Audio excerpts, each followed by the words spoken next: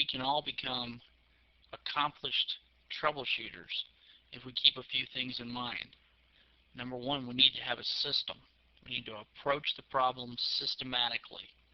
Ask some questions. For example, what was happening with the system before this problem occurred, and what changed? Also, we need to divide and conquer. In other words, we need to isolate the problem. Whenever we can, we need to switch out a component. That's a great way to divide and conquer and to isolate, to make sure that we know which component is causing the problem. Don't overlook the obvious. Sometimes the simplest solution is the right one. Check the simple things first. Make no assumptions whatsoever. Start off with zero-based thinking and start asking questions.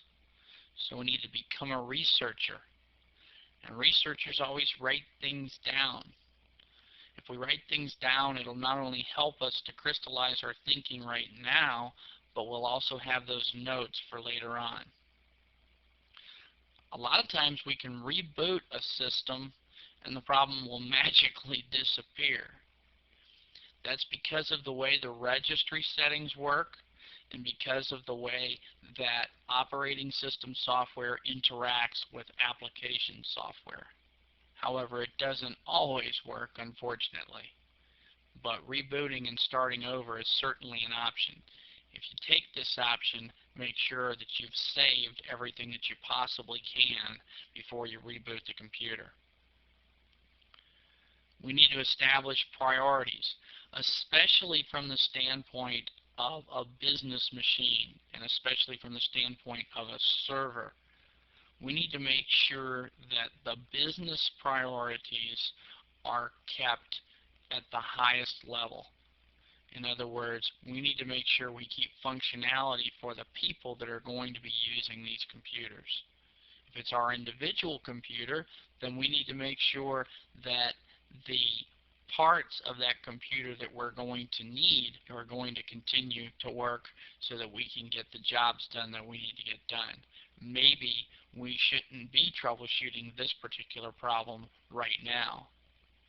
There's a tendency, once we learn about some of this, to want to troubleshoot just because it's the cool thing to do at the time.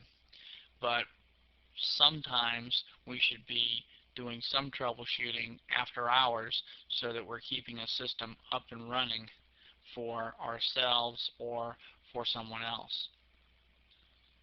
We need to keep our cool.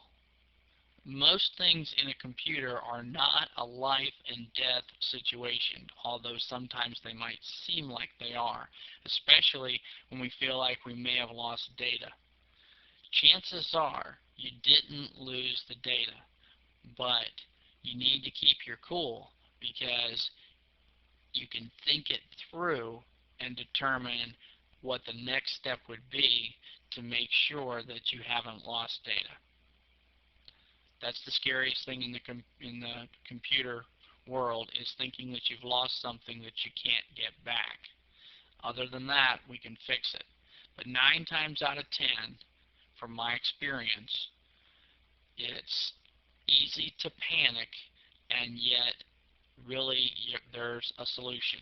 So 9 times out of 10, if we just think it through, we can get through the problem and not lose data. So don't assume the worst.